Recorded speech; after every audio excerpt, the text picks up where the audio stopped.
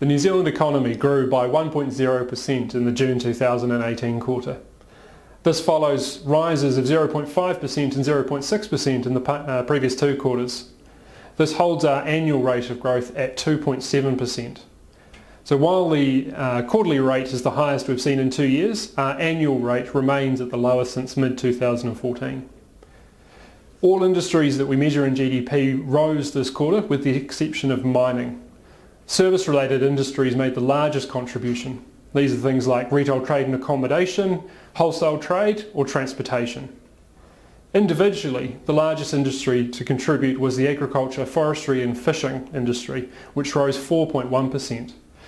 We saw a particularly good finish to the dairy season after wet weather. A few storms had disrupted activity and we saw lower activity in December and March quarters.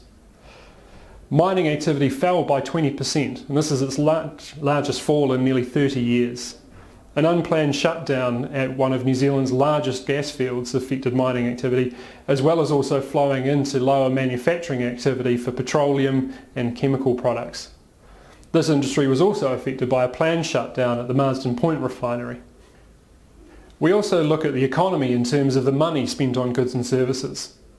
Household spending rose by 1.0% this quarter, largely being reflected in the spending we saw in service industries. Investment spending was down, however, by 0.1%. If we look at business investment, and that's all investment less the residential investment, that fell by 0.2%. Residential investment rebounded this quarter following a fall last quarter, but we've also seen telecommunications infrastructure boosting other construction. Spending on intangibles, so the likes of software, rose this quarter. Plant machinery and equipment spending fell by 1.3% from its recent peak, but remains up 12.6% over the year. New Zealand has been experiencing strong inward migration. Our population grew by nearly 20,000 people this quarter. When we compare the rate of population growth to GDP growth, GDP per capita was up 0.5%.